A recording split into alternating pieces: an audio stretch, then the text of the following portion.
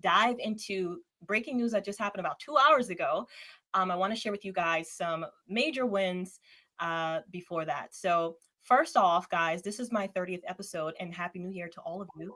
So, I wanted to share that 30 was very prophetic. It's when Jesus began his public ministry, when David stepped into kingship, and when Joseph rose into authority after years of testing. 30 represents preparation, meaning to leading to your purpose. So, um, I thought that was incredible because, as you guys know, I'm new to podcasting, started last year into podcasting, and this is the 30th episode. We're starting a brand new year. I thought all of that was awesome. So I want to share that with you. So I don't believe it's an accident this episode lands here, because what we're watching unfold right now in our nation and around the world is, I believe, a maturity moment. And so faith is being tested, authority is being challenged, and truth is demanding clarity. So, before we dive in, though, I want to share one more win on my end for today. And I had a webinar a few days ago. It was on the 31st of December, as we prepared, of course, for the first. And it was called Building Momentum in 2026. Now, I had this in my heart to do about 3 weeks prior, but I kind of delayed on it. And then that Sunday before the 31st, I talked with a friend of mine who I would have definitely invited to speak on this webinar. And I was like, I have this in my heart, but I think it's too late. She said, no, do an impromptu Zoom.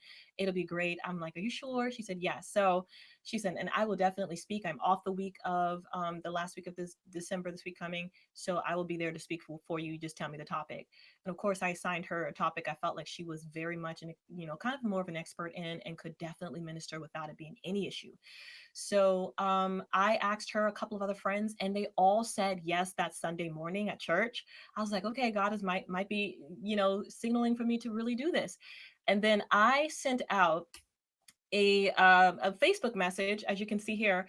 People started hopping into this live stream 15 minutes before we even started. So first, if you can pull up the my subscriber portion. So in my back end, I screenshotted that we had 61 people signed up, okay, before the live actually started. And that was a few days before, because I had sent out the message that Sunday night. 61 people subscribed. From that 61 people, we had 59 people total on that webinar. It was insane. So that's almost everybody that subscribed. And I screenshotted this because I thought it was insane, because I'm like, we are meeting before. I asked them to hop in 15 minutes before to check their mics, because I learned that from my producer. Check their mics, check everything, make sure everything is good to go. And I'm not usually doing Zoom webinars, so I wanted to make sure, at least on my end, I was as prepared as I could be. And yeah, it was insane. So we had 59 ladies on that webinar, all tuning in. Turning Point USA Rise was our sponsor. They sponsored not only the speakers, but they also sponsored a $50 gift card to B&H for people that wanted to start on social media to get any equipment that they wanted. So thank you, and shout out to Turning Point USA Rise. And if you guys would like to sign up for Turning Point USA Rise, you can go to turningpointusarise.com, and there you can sign up and become a part. I'm here in South Carolina, so if you're in South Carolina, you might be a part of my group, which would be super exciting. So yeah, that was we all that came together like that. So I felt like that was God. And the ladies got a lot of clarity. I mean, the speakers all came through. It was beautiful. It was amazing. So now let's get to the breaking news. And helping me today to dissect everything that's happening, first of all, I want to introduce my guest speaker, who is Michael Lauber. He is also the podcast host for The Insurrection. He also leads a major corporation called Ex American News, which I am also a part of. He's my producer. And in a lot of other podcasters are also on this network. We have sponsors on this network. It's really incredible. And I'm very blessed to be a part of this. So Michael, thank you so much for being a part of today. I'm so glad you are with the breaking news, and also Happy New Year to you. Well, Happy New Year, and thank you. I mean, you contribute a lot to this network too, bringing a lot of great news and information and opinions to the audience here. And I know you're going to do very well in your career as a podcaster and as a evangelist for truth, because that's what our country really needs more of right now. But yeah, we do have some major breaking stories. My phone started blowing up last night about 3:30 in the morning, like a lot of buildings down in Venezuela. I love that. Yeah, I woke up and I saw the post. I don't remember how I saw it, because I've seen so much. I don't even remember. I just saw it and I was like, babe, I think I saw a post from Donald Trump. And then that's when I was like, they captured, President Maduro. They have him. So I was, trying to cover this. And then I saw that he was going to speak at 11 a.m. ET. And so I shared that link with all of my people in Venezuela that I knew that we had talked about Venezuela and what was happening in Venezuela. These are actual Venezuelans who came to the United States to have a better life because of Maduro. And so I knew that this was extremely important for them, and I definitely wanted them to know that what was happening in their nation. And these are also some of the people that that I'm aware of voted for Donald Trump as well. And they are Hispanic. So Yeah. this was really insane. So, first off, we have a military operation that was executed flawlessly. Pete Hegseth, I think, is just killing it. Okay, he is. I think he's a great asset to the Trump administration in his field, right? Because he literally doesn't play any games, and he's following the orders of President Trump, and I feel like he's delivering that intel to President Trump. Like they're working together in just like an impactful way. So this military operation was done in Caracas. I believe it was one of the compounds of Maduro, and they executed this without any U.S. casualties. And this was unprecedented. They captured Maduro and his wife Cecilia, or Celia, and they are now facing charges. You know, they've been brought here to the United States to face their crimes. My gosh, I mean, like, what are your thoughts on this, Mike? Well, I mean, I think this is a huge victory, and yeah, it's not just the Venezuelans celebrating too. I got one of the messages I got about 5 something this morning is from a friend of mine who's of Cuban descent here in the U.S. that his parents fled Cuba. Said they were up celebrating when they saw it this morning. His family owns a construction company down there. They used to be clients of mine. And so they were up early to go to work, saw this news, and they texted me and basically said, Mexico and Colombia next. I don't know. I don't know if I we're, saw that. yeah, there's a lot of people saying that. Now, I don't think that's going to happen, but I wouldn't be surprised to see, well, Trump already alluded, we already know Mexico is a narco terror state. And I wouldn't be at all surprised to start seeing drone strikes against the cartels down there.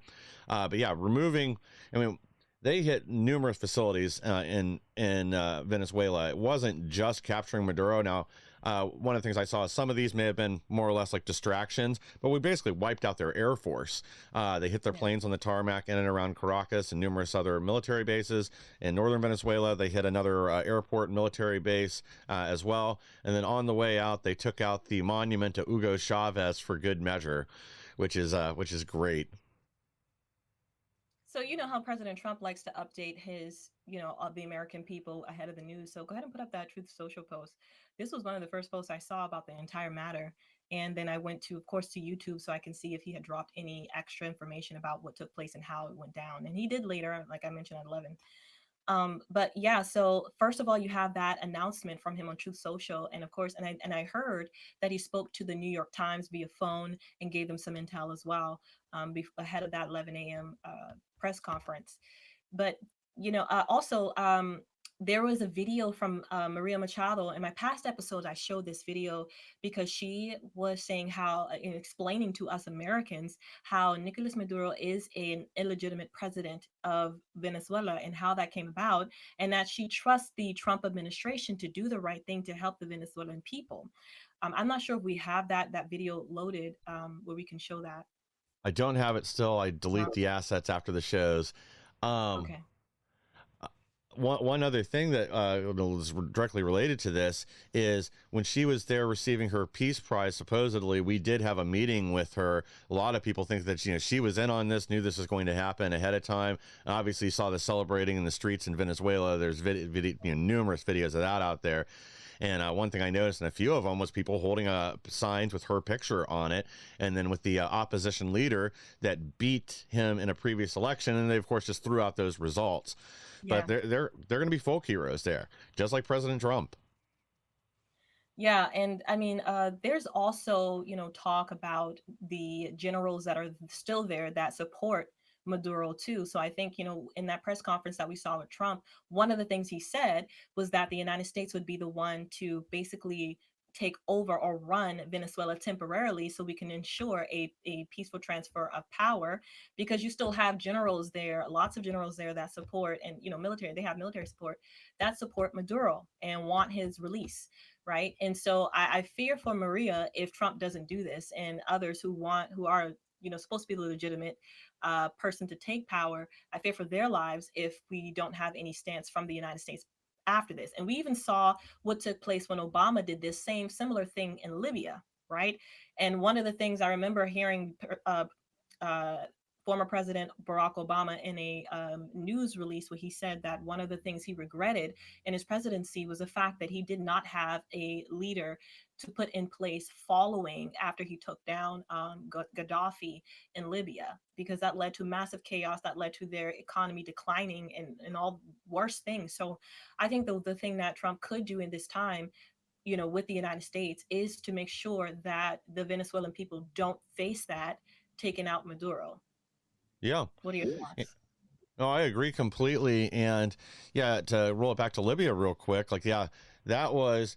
I saw an interesting interview, and this is years ago, with a guy living in Libya that basically talked about how when they found out about it, there were celebrations, but within a week, there was kind of like this empty feeling, like they knew things weren't going to be good there. And as you alluded to, the chaos ensued.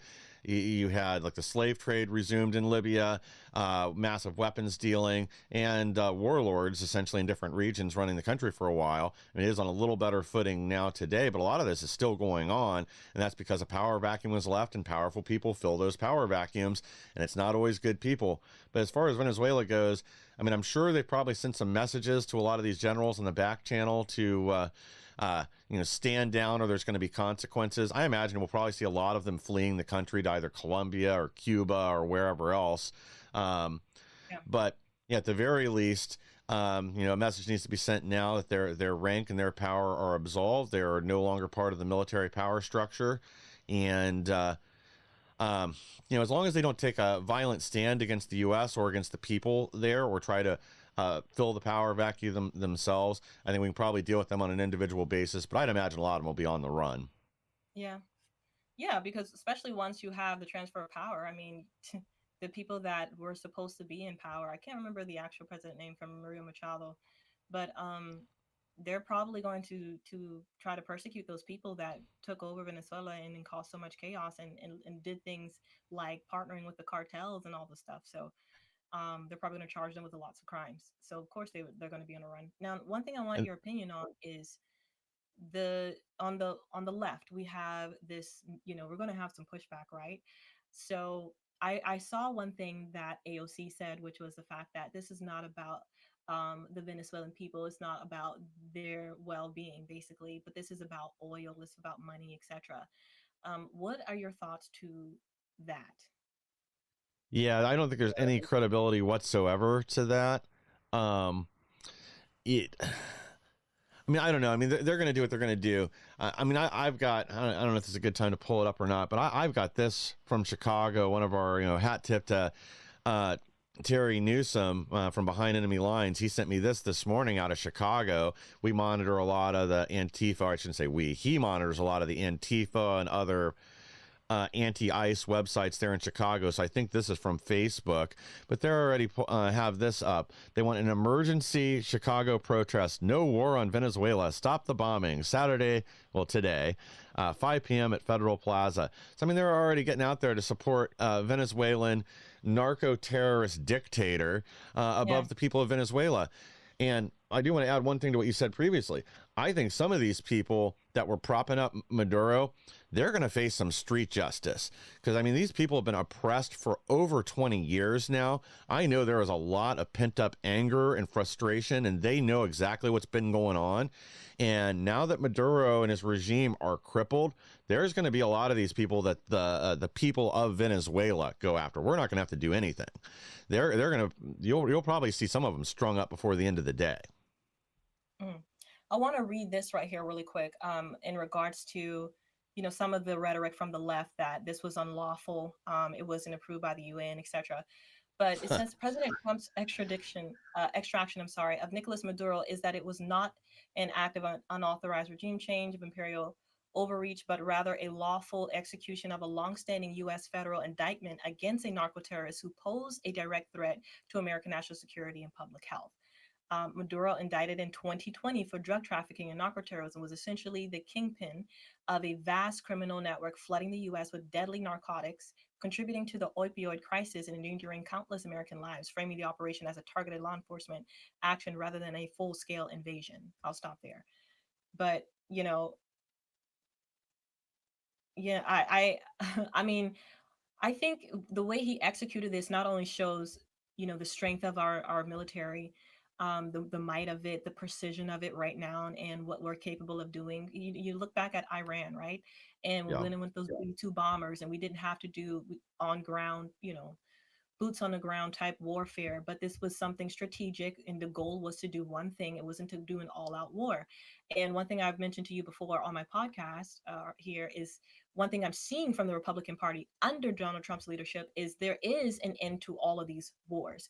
Now, as the president of the United States, you can't necessarily try to control every single nation and hope that you can hope that there's no war that's going to take place during your presidency, but that's kind of something you can't control because we all have free will, right? And everybody has a different type of government. But what he is doing though is that thing of ruling peace through strength, right? And where he desires to, I believe, protect our military as much. Though it's a lethal force, we're seeing how lethal it is. It's amazing, and I think this is going to set a precedent for all the other countries that support Maduro or were in the same basically type of government as Maduro and doing the things that he does that are illegal, like narco terrorism and all that stuff. But this also shows us as the American people, I think, and even the military, is that you can put that trust in any government, and during this time, this age of our and that we are in, is Donald Trump, because he's not going to send you to any war haphazardly. He's going to do, if he can do it without putting boots on the ground, I think that's the approach that he's always going to take to protect American lives. And I love It's that because you had in November an overwhelming amount of people sign up to be in the military under his leadership, and that honors them back for putting their lives on the line for this country. What are your thoughts on this? Well, two things real quick. One, I want to highlight, like, this is not the first time that the United States has gone into a country to remove a narco terrorist dictator. We have Operation Pineapple Face years ago, going in to get Manuel Noriega in Panama. Same thing. He was flooding the U.S. with cocaine. We knew he was behind it, refusing to cooperate, threatening access to the Panama Canal. So we sent the military in. Well, same thing. We scooped him up. We brought him back to the U.S. He stood trial. And I can't remember if he passed away or he is still serving, however many consecutive life sentences they gave him in prison. But, we've done this before and in a very similar fashion. We were in and out in a few days. We got our target. We suppressed loyalists to him, and then opposition took power. So yeah, this is about making America safe and doing it with a minimal impact. I've been talking about, like, hitting these drug boats and everything else. If fentanyl's killing half, 300,000 to 500,000 Americans per year here, then yeah, this is a legitimate threat. Like, this is a war on the United States, no different than the opium wars in China or anything else. We shouldn't be treated any differently. It's a threat to our security. So yeah, this is an easy way to do that, and it was, again, minimal impact. Even the boots on the ground, like, I know a lot of people are going to be unhappy about that. I don't think it's going to be a major presence. It's probably going to be a security force, essentially, for whoever takes power afterwards. And there may be Yeah. some administrative things that need to happen first. But yeah, we're not going to see long-term conflict. But this is protecting America. Whereas some of the other conflicts, with Obama and Biden, whoever else, Ukraine, I don't know how you argue that's in America's interest. But this is right on our border. And they're sending drugs in constantly, and terrorists. Not to mention, let's also not forget, Venezuela is, we know that Hezbollah and others have training camps there. And this is also going to cripple China. This whole ghost fleet of oil tankers, and I've heard disputes on how many it is. Some say it's 14, some say it's 18. We've already taken 2 of them. That's what's fun. That's what's getting fuel to China and to Russia right now. So you want to cripple both their economies? That's how you do it. I feel have the left. I feel like the left counts on the American people to be stupid to the impact of what all this that things that Trump does Yeah. actually causes, and the benefit of it for the American people and for those abroad, because they get us to only focus on the things that we can actually call out and see, and maybe the Trump, like you mentioned before, with poor messaging doesn't mention. So like you mentioned, China and all that, like this is huge, not only for the Venezuelans, but for us as well as American. I mean, I've had friends that their child had got killed because of fentanyl. I've had family members who, took something and they thought that it wasn't fentanyl, and it ended up being fentanyl and almost took their lives. Like, I think it's touched more of us than not. So this definitely is a war, and I think it is something that our government has to tackle, because we can't, as American people. This is something about the border. This is where the government can step in. Okay, this is our their basic right to protect us. And so yeah, I think what he did was amazing. It was well done, as always. And then you had, this mentioning of Maduro right leading up to this capture, that he was softening his tone. Do you think that he had any inclination that this could come, or that the power of the United States was this precise? Do you think he had any inclination at all? Possibly. There is a guy that's out there that I follow that seems to get pretty good intel from the military, and some of them Mm. are saying what he even said this morning, that he's hearing from a few people that essentially we did let him know we were coming in, he was leaving with us one way or another right Oh, before this took place. And I could see that too, just maybe even just to have his own security forces stand down to know it's coming, so half of their equivalent of the Secret Service isn't liquefied during his extraction. So I wouldn't be at all surprised if we did send him a heads up, like, hey, you got about 30 minutes, and then there's going to be a bunch of angry U.S. military guys there to extract you. So it's up to you. Do you want to come alive or dead? I could definitely see that happening. Um, and again, even if it was just for the safety of his security people, because they're obviously going to be a threat to our guys, and I'm sure they don't want to kill anybody they don't have to. I mean, they did say that we got into some defensive gunfights, either going in or going out, and I have no doubt about that. They probably wanted to minimize casualties if they could, so I wouldn't be at all surprised if we let him know. But yeah, he's had to have known this is coming. I mean, Trump's not like other presidents that makes empty, he doesn't typically make yeah, empty threats. no, So yeah, he's given him months. I mean, it's been months since he's been talking about removing him or arresting him, or he should flee the country and just give up. So I think Maduro had to have known this was coming, and I would not be at all surprised to find out that yes, we did through some back channel say, hey, guess what? Helicopters already airborne. Tell your people to stand down now, so we don't have to kill all of them. yeah, well, that's the one thing I love about Donald Trump, and I think most leaders respect around the world, is that he is a man of his word, and says exactly what he says he's going to do. He does. And and I saw, I believe it was not Pete Hegseth, it was Marco Rubio, in a press conference, that same one at Mar-a-Lago. He spoke and he said, that it is what it is. Like, if Donald Trump says something, he's going to do it. And Yes. and he reiterated that without apology. And I thought, like, yeah, that's what we need. Though we want a leader who's going to honor their word across the board, with us as Americans, but then also around the world too. And I think that also contributes to the respect that Donald Trump has around the world, because they know that if he says something, we're the most powerful nation in the world. If he says something, he's going to do it. Yeah. And again, like I said, this is going to set a precedent for Cuba, Nicaragua, I think many other nations as well, even China, all of them that are watching, of that don't mess around, right? Like, Yeah. with the United States, and it's better for you to come to the negotiating table and for us to work together than you to be an enemy. And so, yeah, Yeah. You definitely don't want to be extracted and pulled to the negotiating table. That's probably not good. The other thing people are bringing up is access to Dominion voting systems and their source code. There's been a lot of people talking about this electronic voting systems company software that was originally developed in Venezuela. Whether or not that had anything to do with the 2020 election or other elections. And now we're going to know, because now we're going to have access. And I don't think whoever it is they were protecting down there before, same thing. I'm sure they're listening for buzzing noises over their head right now. good, good. I mean, I don't think there's been a president where, and you can correct me if I'm wrong, that we've uncovered so much corruption in such little time, and we're going to get more Yeah. into the corruption as well. But before we do, let's just take a break for one of our sponsors, Augusta Precious Metals.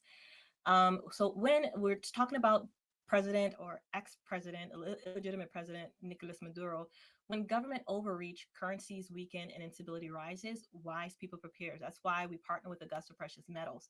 Gold and silver aren't trends; they're timeless safeguards against political chaos and inflation. So, if you care about protecting your family's future, check out Augusta Precious Metals today. Augusta Precious Metal does one thing that I absolutely love, which is they prioritize customer service and education. Their uh, their representatives, their agents, they don't get a commission or anything for you signing up. So they're huge on education so that when you do decide to make that investment, you understand completely what you're investing in and there's no buyer's remorse. They do have a 7-day money back guarantee and all of these amazing guarantees for you, and also no hidden fees. And so if you want to check out Augusta Precious Metals for your gold and silver needs, go to AugustaPreciousMetals.com today. Okay, we're gonna just transition just a little. I know this is still breaking news, but as President Trump is, doing these amazing things around the world, there's something else that's taking place in our world as well, and that is in South Korea. We have Pastor Yon Bo-son, who has been placed in jail because he invited a school board representative to his church to speak, who this school board representative wanted to basically bring back biblical values in the school systems in South Korea. And after that, he made President, or sorry, President Pastor Son made a speech basically saying that if I go to jail because of this, I want you to understand that Korea has been essentially fallen. That it's not necessarily about elections or etc. that they're saying this about, but it's about control essentially. So South Korea likes to brand itself as a Western style democracy, but right now you have Pastor Yon Bo-son, who has been in prison for what amounts to faith-based political expression. And so this is what we're facing now. And so I did see, you'll see in the show notes, guys, that there is a petition that will be sent, that they're collecting people that want to be a part of that petition. You can sign your name and email address, and what they're going to do is send that petition to the Trump administration to basically request their help to get Pastor Son released. And so I think this is something that we Americans, we should band together. If there's under any administration where we can see a pastor who's a part of a democracy like South Korea or around the world who's preaching the gospel freed when it comes to situations like this, it would be during this one right now, where Donald Trump is actively defending freedom of religion. And South Korea, that's our ally. They are Donald Trump. I think was there recently a few months ago, and so this is, I feel like, something that's more than achievable, and we definitely need to get on board with this. So I definitely encourage you guys, if in the show notes, if you see that link to CBN Network, they are the ones that are managing that petition. It'll lead you right to their website, and it gives you deeper description about Pastor Son. His son actually spoke at AmFest as well about this issue, but you can see that petition on their website. And I believe also 2 days after the day that Pastor Song got arrested was the same day Charlie Kirk was assassinated. God rest his soul. It's, And right? Am I right? I I believe don't that's know right. about that one, but I believe that's right. for sure. But it sounds right. But yeah, and it isn't just him. They've arrested numerous other pastors, and even that's what I was just looking for off, or while I was staring down at my phone a second ago, was even I don't remember if there's a Taoist or Buddhist leader somewhere that came out to speak in support of the pastors from numerous denominations that have been arrested, detained, or harassed by this um, communist, essentially, that took over in South Korea. I mean, I think you'll remember the previous president being arrested in prison, possible corruption scandal, but I've heard a lot of people say there's really no substance to that. Then let's not forget the current president there, the same one that bestowed the crown or the award on President Trump. One of the first things they did is made it illegal to criticize the government of China or their elected officials. This guy is extremely pro-communist and is a huge, huge problem. And I do think the South Korean people have a lot to worry about as long as this the guy is in control over there. Yeah. So yeah, but if Trump has done such great work around the world, we look at like Nigeria, you look at, was it Christmas Eve, that Yeah, he Christmas bombed ISIS? Day. What did you say? I'm Yes. sorry. Oh, yeah, yeah, that makes sense. It was, yeah, because that's when ISIS would regularly attack Christians over there, was on Christmas Day. So he bombed their facility. I think that was, they didn't even see it coming. But it's for what they have consistently done to Christians in Nigeria. And so, yeah, I love that we have an administration who's willing to protect Christians, because, the word of God doesn't tell us to rise up in a revolt where we're attacking other people, right? And it does tell us that we are going to be persecuted, and that, if they did this to the master, which is Jesus, that we can expect it too. And this man is serving people in South Korea who are coming to the Lord, and I've seen even videos of people holding up signs saying to free him, and so they're fighting for his release in there too, but they need the pressure of the United States, the greatest nation in the world, to make something like that happen. And so I encourage you guys to sign that petition uh, for his release, to assist the Trump administration to get their eyes on that issue. Do you have anything you'd like to add to that? Yeah, just that, this is what's happening in South Korea. This is similar to what we see in a lot of countries in Europe right now, and that's the suppression of the freedom of speech and the freedom of religion. Because, make no doubt of, no bones about it, is they don't want anybody speaking up and anyone leading a movement as they're trying to silence voices in South Korea. Now, it's a very the situation that brought it about is very different than what we see in Europe, but this is the same thing, same tactic we're seeing, is this push for censorship and this push against religion, especially the Christian faith, and the Jewish faith in a lot of countries too. You don't see them pushing back against Islam in very many places, that's for Yeah. sure. But and again, like to have some of the other Eastern faiths that were there try to stand in solidarity and to get the same message from the government to sit down, shut up, or you're going to be in jail. That's not good. I mean, this is not what we want. Whether this is South Korea, I mean, they've been again an ally of ours for a long time. We've supported them, but we can't have our allies suppressing their own people, suppressing their speech, or propping up the Chi-Coms. None of those are good things. So yeah, I hope Trump does get involved and there's some sort of a stand there, and at the very least, tell him to let the pastor out of jail and anyone else that's been in prison for similar means. And this whole Yeah. idea that now you can be arrested for criticizing the Chinese Communist Party, that's insane. Isn't it funny though? And I want your thoughts on this. Why isn't our mainstream media covering more stuff like this? Like, why did we have to have the mainstream media, for example, didn't cover the thing about Nigeria? They didn't. They're not. We don't see Pastor Son all over our major news outlets, right? That being covered.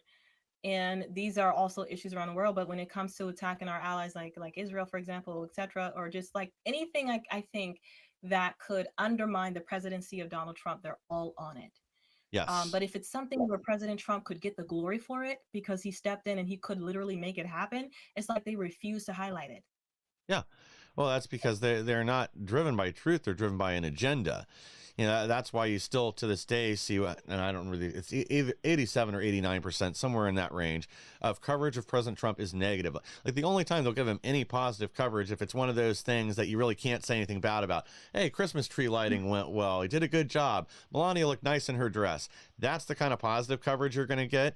You're not going to get anything like even showing these videos. Everybody's celebrating in Venezuela right now that Maduro just got Yeah. black bagged and taken out of there.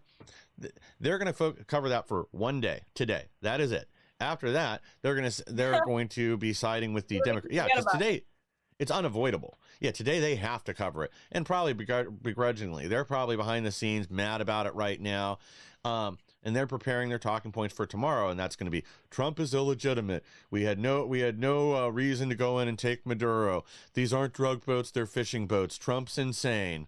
It's going to go back to the normal messaging, but that's part of why. So MSNBC has lost another 11% of their audience since switching over to MS Now or Miss Now or whatever they're calling themselves.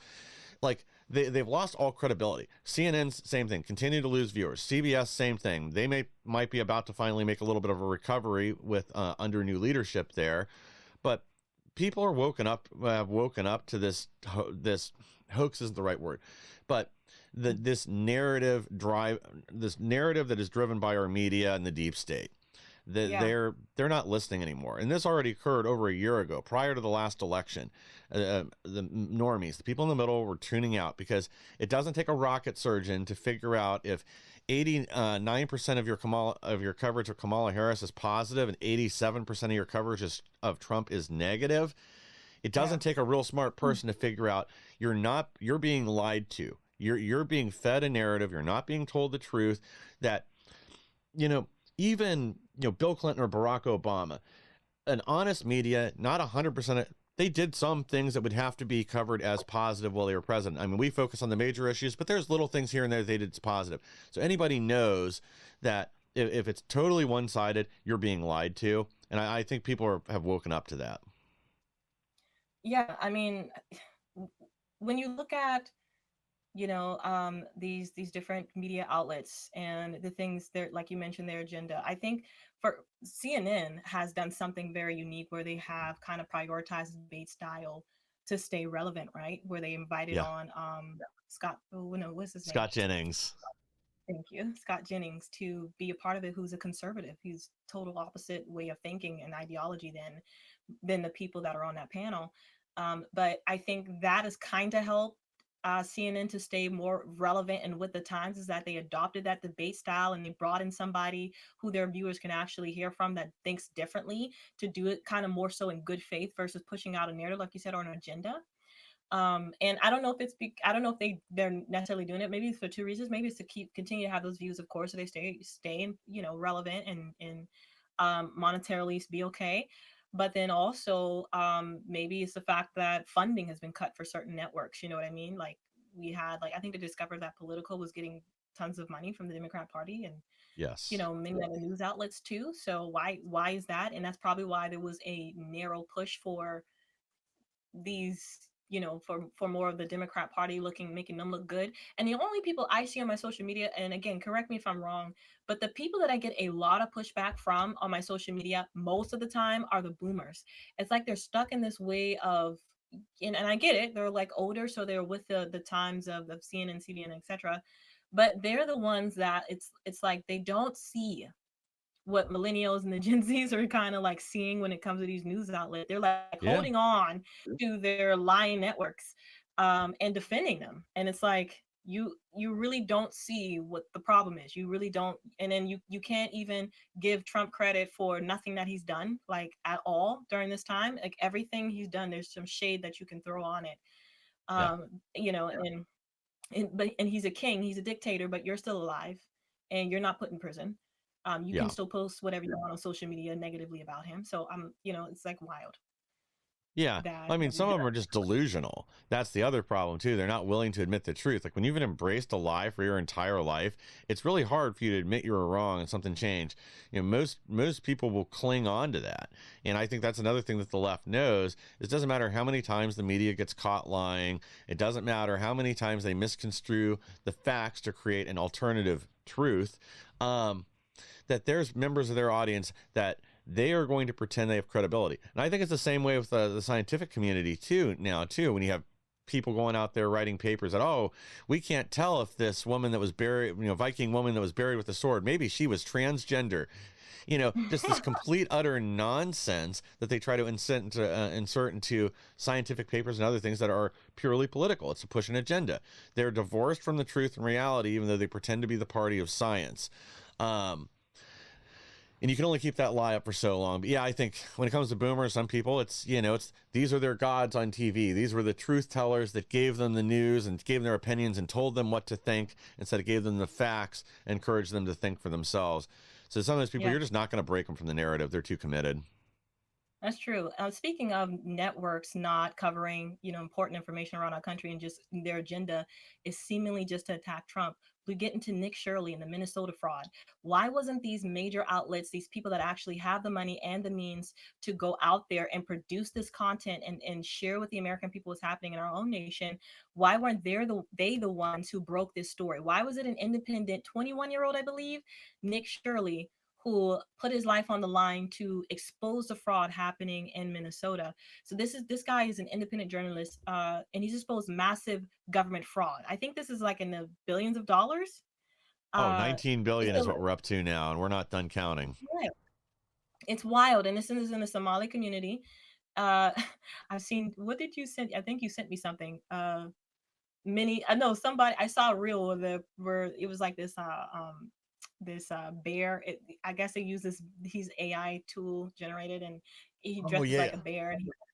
And mini Somalia is what they call Minnesota. yeah. um, I yeah, this is systemic corruption. This is systemic corruption right here. yeah. Where you have nonprofits benefiting from our tax dollars, money laundering. This is wild. Oh, That this has been discovered. it's worse than anybody can imagine. So, let me start with the Quality Leering Center, the one that most people are familiar with, that couldn't even bother to spell check their sign. You did Um, correct it though, right after that. So yeah, they put up. Oh my, yeah, I saw that video. It took 14 people putting up sheets of paper. I guess they printed out with the correction on it and then taping that over it. But that's a whole nother mess. Um, so the Quality Leering Center.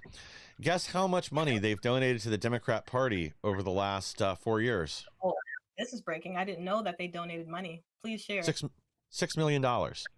So they weren't just ripping off people.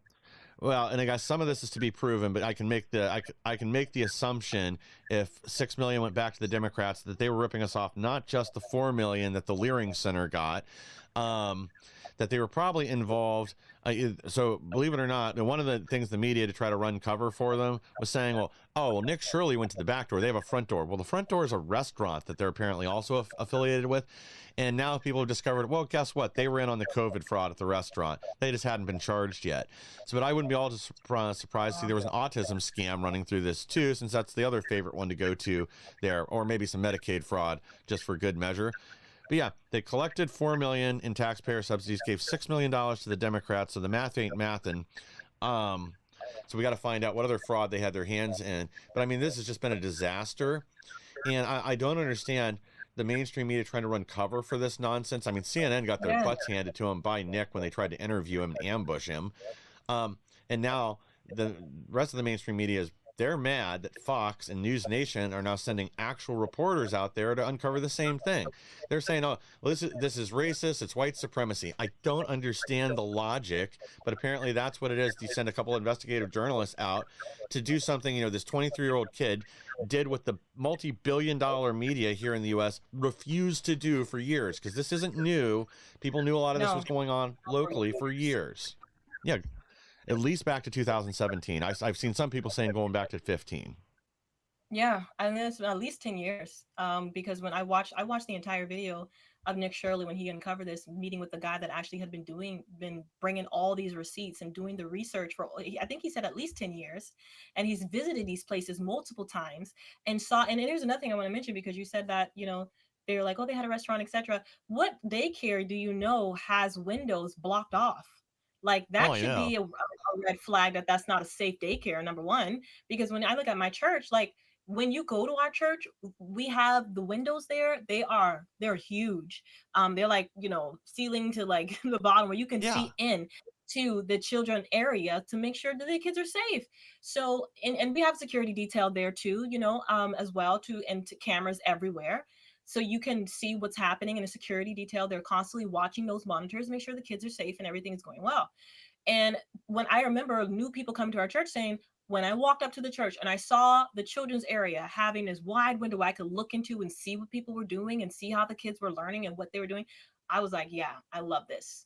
Right? Because it's transparency, it's safety. And so if you're covering it up, another thing I mentioned to you when it comes to cover up off air was the fact that, these people got hostile when he went and asked them, where are the kids? And then none of them could answer that. Where are the kids? Where is this money going? Etc. How many kids are in this facility? None of them could answer that. And usually there is somebody, especially if you're working there, you should be able to say something about the kids, even if you're in a different department where you maybe have the newborns instead of the toddlers. You should be able to account for how many kids usually come in that area, right? Because yeah. because you usually break it down adult wise by how many kids are in there. So one adult could probably service like 5 kids, etc. Like you usually have that count. So I don't understand how they couldn't provide that either. Like there's just so many loopholes that prove that Nick Shirley was onto something. and that these people were laundering money and they were abusing the system, which is constantly what we saw Donald Trump talk about, is that these, these systems that we have in play, there's so many loopholes that unfortunately what we're seeing, I don't know if we have any in the Democrat Party, and I do understand, guys, that corruption could be on both sides, but what we're constantly seeing is an explosion or an exposure of the Democrat Party for what they have been doing. For example, the money that was sent to Pakistan for transgender stuff, all that wastefulness, right? Well, we talk about Yes. Doge, and we have the same thing here in our own state. And I heard a report now, and I'll let you get on this too, but I heard a report that not only was money, I guess, not being sent to Democrats, but it was also sent overseas to fund terrorists. Yeah, Our literal Al American Shabaab dollars. Yeah. and Boko Haram. So yeah, they and then there's some other little warlord over there, and I'm never going to remember this guy's name. We're just going to call him Mohammed. He got at least 3 million of our tax dollars originally. Now I had someone else say that it's up to 8 million now, but I've not been able to confirm that. But one more thing with the Leering Center, then I got to bring in one other thing. So this director of the Leering Center, he's been out there saying, oh, well, Nick Shirley was there at the wrong time. Apparently his daycare was open from 2 to 8 p.m. Does that sound like any What normal daycare daycare you've opens ever like heard that? of? Yeah. No. I mean, Most I'm a, people work from 7, 5 in the morning. Like here, I got one of my friends who, works downtown. That's like a 30-minute drive. But if you're going to work early in the morning, like 5 in the morning or 6 in the morning, you got yeah. to wake up an hour before. Like most daycares, even when my kids go to, they open up at least by like 8:30. Some of them open up earlier than that. But I've never heard of a daycare opening at 2. Who goes to work at 2? Well, and who's open for 6 hours? Two to eight is only 6 hours. I mean, I am aware of a few, like I know, like right over the border in Kentucky, near where Amazon has some of their giant facilities in Hebron. There's a couple 24-hour daycare centers that you're Wow. there. Well, yeah, it's because they got a lot of workers that are in that warehouse at night. They need somewhere to drop off their kids at. So I know things like that exist. It's not completely unheard of, but 2 to 8's a little suspicious. And I don't know if you're aware of this or not, but someone broke into the Leering Center and stole all their student records, tax information, and checkbook. I mean, these thieves nowadays, nothing sacred. I mean, I don't know again, if I'm sorry. Like yeah, not nobody at with the two. level exposed, and the fact that you didn't want to open your doors to Nick Shirley, or and that the lights were off. You had the thing was boarded up. I find that very hard to believe. So, and I don't Yeah, think you're worth trusting. Number one, I don't think no. you don't have any credibility in my eyes when it comes to that, claiming that you lost that amount of records after this And whole expose. Like no. yeah, that definitely didn't happen. That's imaginary. And the guy needs to be arrested for filing a false police report. And they need to execute a search warrant on his house immediately to make sure he's not holding the records there. But good luck getting that to happen in Minnesota. I want to add two other quick stories with Somalia to this that are just insane. And this is in Ohio, where you're going to see exploding fraud here, apparently, too, even though our governor doesn't think it's a problem because he's an idiot.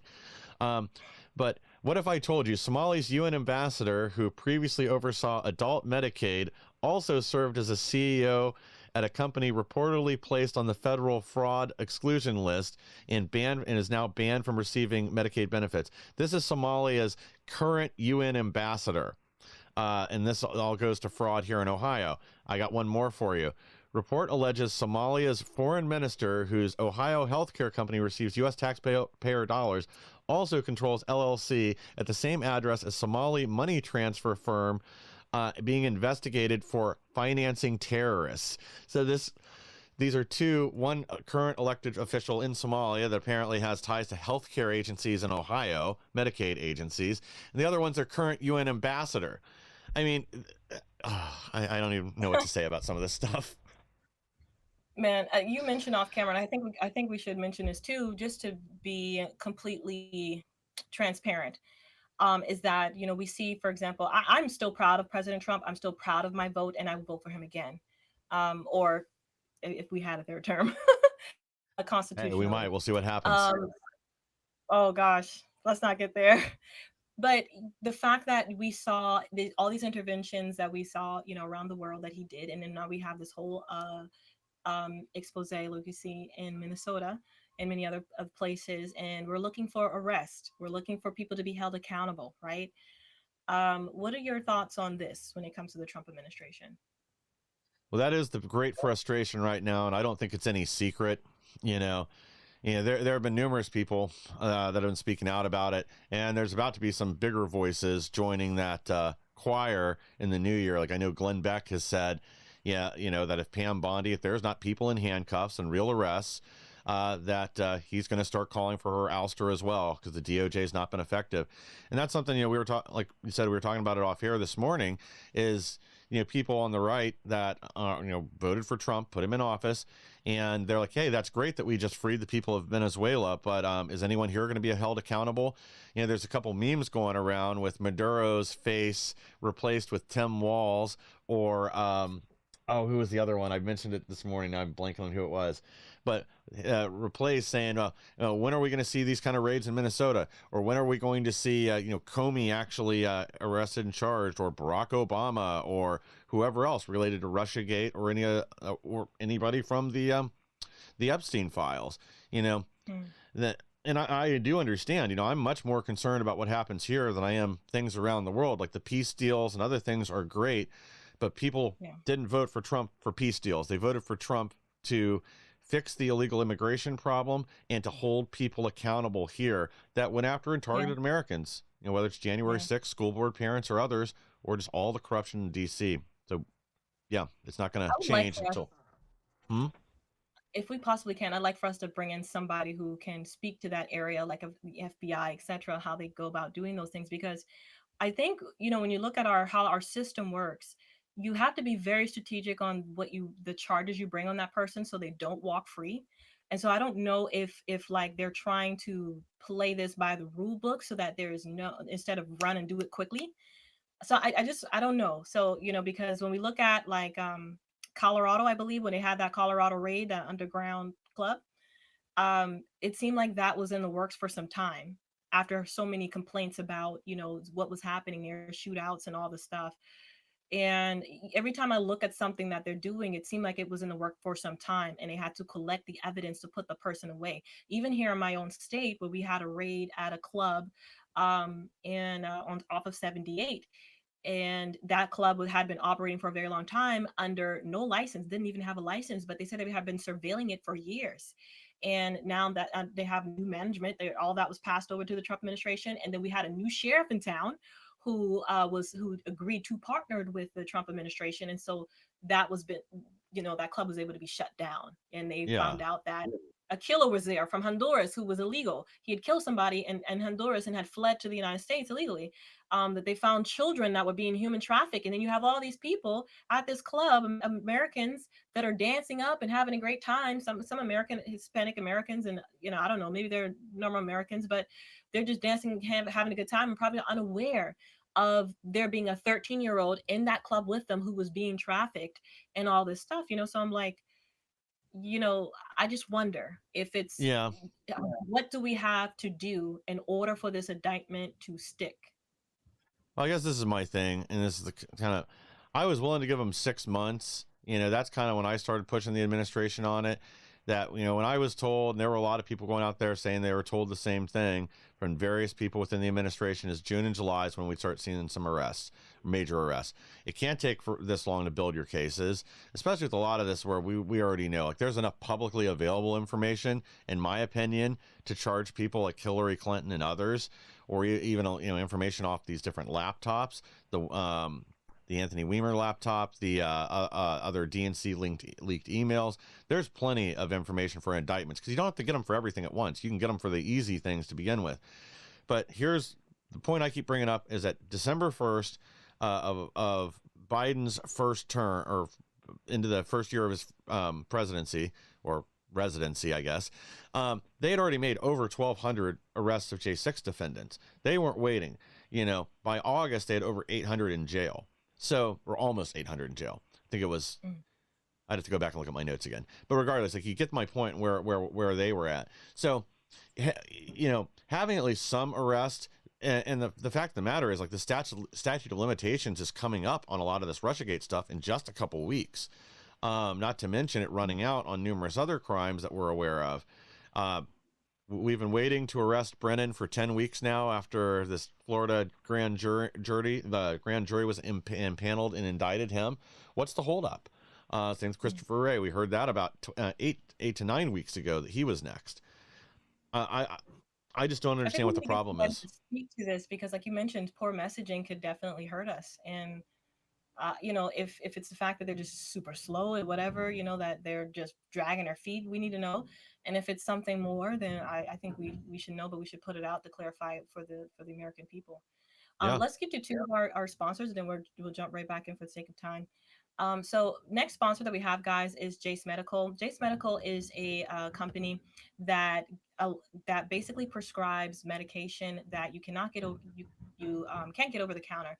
The people that prescribe these medications are real doctors, and they basically allow you to have uh, it's basically your own stash of medication for when there is certain events that happen, like we saw in Texas, where there was a natural disaster, etc. So if you're somebody that likes to prepare for those types of things, having medication that you otherwise wouldn't be able to get quickly, like insulin or albuterol, Jace Medical provides that to you, and you can have your own set in a cute little blue bag of medication that you need in case there are disasters like that in your area.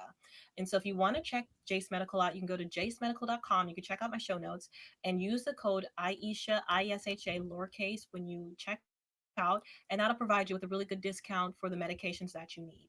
Our next sponsor is Your Skincare. This is one of my favorite skincare brands that I have. If we have that, there we go. They have two options where you can actually check them out, guys, and there's an incentive either way. So you can go to their website where you see that website link right above. I would screenshot that, or if you are seeing my show notes, you can click on that link. And when you go to check out their products, they are a skincare brand that also specializes in clean makeup. So you'll see tinted moisturizers, you'll see a finishing powder, all those things too that they have. Great lip balm that they also have as well. And my skin, the clarity that I have on my skin is literally attributed to this brand. I've been using this brand since 2023. I might dip and dabble in other brands, but my consistency is with this one.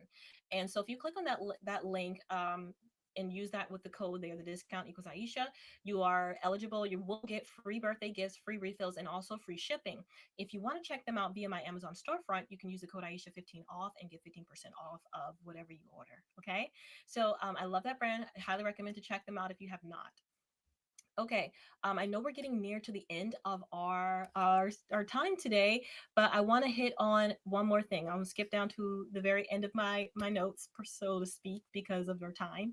I want to talk to you about Elon Musk, the GOP, and the midterms because this was coming up. So I saw some recent reports that Elon Musk is basically hopping back into the political thing again. So he is funding GOP candidates. I'm seeing him writing massive checks for that, which I think is great because I think he understands the stakes that we have, right? Because if we lose this midterms, or if we let the Democrats get more, any more ground, then we're looking at impeachments possibly. We're looking at, a halt to the America First agenda because of them being in power, and all they care about is shutting down Trump, opening our borders, and doing all these things that wrecked our economy in the first place. It got us here. And with saying that, inflation is not something that's going to go away in 1 year, right? Like we're working towards that, but I believe 2026 we're going to see some massive, I truly believe that in 2026 we're going to see some massive turnaround in terms of way more jobs created and us really seeing grocery prices go down. We've already seen gas decline this, last year alone. We saw eggs, when we were screaming all about eggs, we saw our eggs come back into stock. We also saw the prices on those decline. And so we've had some major wins under Trump, and this dude has been running like crazy with our executive orders, with the movement. And so, having Elon Musk back us again and get on better Trumps with Trump. I don't know. Some people say that it was that disagreement, that little feud was kind of an act. I don't know. Maybe it was not. Maybe it was. But I'm very happy to have Elon Musk on as a huge donor because on the other side you have what, George Soros, right? Yeah. Well, and even with the feud between Musk and Trump and people in the administration, it sounded like, to me at least, Musk had some legitimate points there. I don't think he handled it well while they were fighting, jumping into the dirt and making other accusations that he later retracted and regretted. But Yeah. there were Republicans blocking Doge from getting into the Treasury and other places, and he was frustrated about that. I mean, I learned something interesting just a couple days ago. Doge did a great job, and they've uncovered a massive amount of fraud, waste, and abuse in government. But that's only Yeah. about 1% of the problem. They weren't given access to nearly the rest. Now, it's not literally 1%. I've seen a few different numbers floated around out there, but they have a lot more work to do. But it's Congress. They cut the fraud, or Musk and Doge cut the fraud, and then Congress reinstated a lot of it. And this is part of the problem, and Yeah. this is where the frustration is with the base. And I think these scandals with the Somalians and others, because there's going to be a lot more coming out with these soon, and it's not going to just be Somalians that were participating in these fraud schemes. Make no mistake Yeah. about it. Um, American taxpayers, that's why there's a lot of people talking about a tax revolt right now. And that's because they feel like, we're paying taxes that's going to fraud in the U.S., getting laundered to Mhm. people that are politically connected, or that our tax dollars are just going overseas to causes the American people don't support, whether it's drag shows in Yeah. Waziristan or, funding the war in Ukraine, that Yeah. there's almost zero support for it. Yeah, and I thought that was funny that Hakeem Jeffries, when Donald Trump was in Japan and he was traveling and securing our uh, uh, mineral Mineral resources deals. in mineral deals, thank you, in China, and then setting up this whole major deal with Japan, bringing Toyota into the United States and all this. He was like, Donald Trump is playing games overseas when he should be here negotiating the shutdown. It's like, you calling us the one playing games overseas when you guys were the one that sent massive amount of our tax dollars for stupid things, Yeah. when this man is actually coming back with deals. Like, kidding me? And that's, you know, they, that's why I say they really count on the American people to be stupid, because if you didn't look into why Donald Trump was over there or understand what was happening, you'd be like, yeah, that sounds right, you know? Yeah. But but if you look into why he was there and what he was securing, it was definitely 100% needed, you know? Yeah. Um, Well, but yeah, so I think I feel like I have a little bit more hope for the midterms, because I kind of try to look at the patterns of history. And usually when you have this strong of a government, being elected, they usually lose the midterms. But I'm hoping that, you know, if there was some rebalance of power, that the Democrats, their agenda is just so, like I told you, wacky, yeah. flawed, and crazy, and they still want to hold on to it. They don't want to change it, even though 80% of Americans don't want it. Yeah. So it's so wild, and I don't want us to go back to the silencing of conservative voices right now. And we have an equality across the board, because nobody's being silenced online, nobody's being shut down for their voice. Even Lindsay Loomis, I remember seeing her. I actually told her to sign up for TikTok, and she couldn't. But after Trump got elected, now she's back on TikTok, and now she's back on these platforms, and she was cut off from these platforms and couldn't even. It was like she was flagged every time Yeah. she tried to start a new account, couldn't do it. And so, like, that shouldn't be in America, right? If we're Agreed. fighting for freedom of speech in other places, like for example South Korea, we still have to hold that example. This is a nation where we should be proud of those things, and I think the Trump administration brings that back beautifully, where they make it, take pride in the fact that when we talk about the American dream, it's like a set of values, it's a set of, I would say, ideologies, as being built on that Christian foundation, where we have those types of freedoms, and that's written in our Constitution. But Yeah. yeah, I have hope that the midterms is going to be, it's going to be a close one, maybe, or that we're going to win. I'm praying for Yeah. that. I mean, I would lean towards us retaining power in the House, but Yeah. I do think, if Congress especially could get their act together, there's a real opportunity to pick up 40, 50 seats. But the problem is, like, that's not going to happen if a lot of people stay home because they're frustrated with domestic issues. That, Yeah. if there's not accountability by the midterms, I don't know if we can hold power or not. I think we'll hold the Senate regardless, but I think there's going to be just so many people frustrated that they're throwing up their hands saying, this isn't what we voted for. We voted, I don't think there's anybody that can dispute this. Right. We voted for justice and accountability, and we voted for closing the borders and ending, the illegal immigration here. Yeah. We're working towards that. Now, one good thing I want to say though is the other thing people vote is their pocketbook, and a lot of these deals, some of them have already started here. Like I've mentioned, I think on here before, that the Honda plants in my area, they're all hiring. There's one in Indiana that was bringing on 1,200 people per shift, so 3,600 new job openings there. And coming this summer, we are going to start seeing the actual impact of a lot of these deals that Trump brokered around the world. Now, it won't all be to fruition. Some of that's going to take 2, 3, even 5 years. But when all of a sudden wages start going up and more job opportunities are opening up for Americans, that will also have a positive impact. But yeah, accountability, like, this is obvious. I don't know what the problem is, but we do have to start seeing it. Especially, again, people are tired of seeing maybe the low level perpetrators, like the people that run this Leering Center. I'm sure they're all going to be seeing the inside of a jail cell real soon. But we want accountability for the political appointed and elected officials that allowed this kind of thing to happen, that allowed the theft of our tax dollars, and benefited from it in many cases. We're tired of not having justice there. That is what we voted for. We really want what we voted for is having this problem rooted out and destroyed once and for all. And I think we were all very hopeful, but throughout this last year, that hope has been diminished. And that's why it is such a giant landmine for us. Hopefully things are going on in the background that you and I aren't aware of, and it's just they're insanely bad at messaging, and maybe we'll see a bunch of arrests coming up. But until I see something different, I can't But just. wouldn't it be strategic if they held the arrest until like till this year? You know what I mean? Until they brought, because when you think of the fact that they could have probably been gone after Nicolas Maduro, they probably could have been done that, and then they just did it this time, like right on New Year's, right? Yeah. Like, and I do think that I feel like that's going to make some Hispanics have hope. Like, dang, don't like I feel like they're gonna look at him in a different light. Like, I'm sure people are gonna say, oh, he shouldn't have did that. That's against laws or whatever. But the reality is, most Venezuelans wanted Maduro gone. Yes. So, and he was the reason, of course, Biden was too, that you had so many Venezuelans come here for a better life. So, and other places, they didn't just come here, but, Yeah. a lot came here.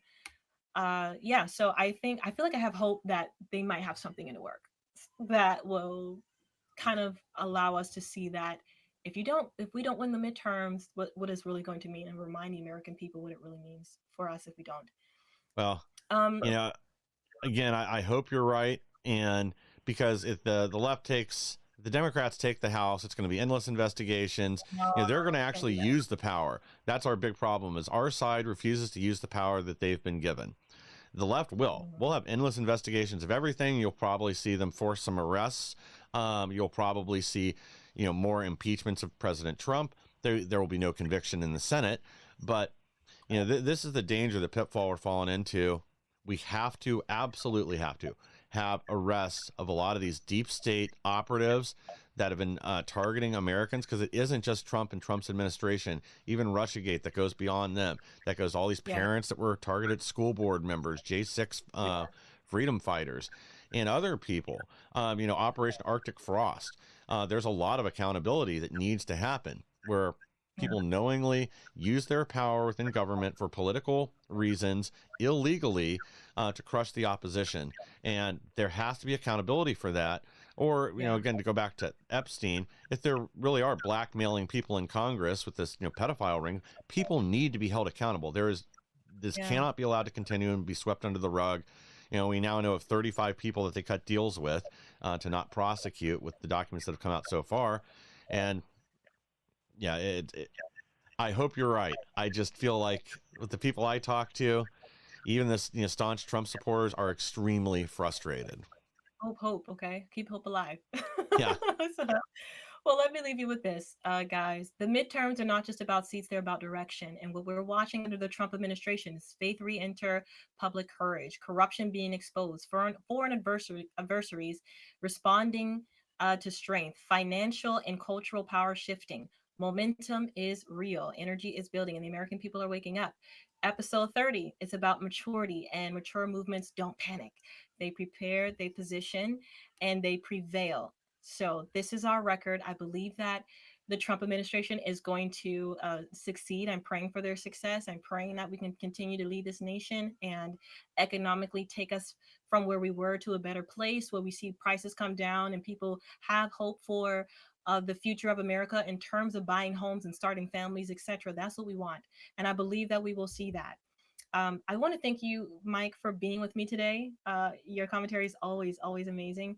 And thank you all for watching today. Please make sure you can check out Mike Lauber's podcast, The Insurrection. He's on all platforms as well. I think he's majority on X and Rumble, correct?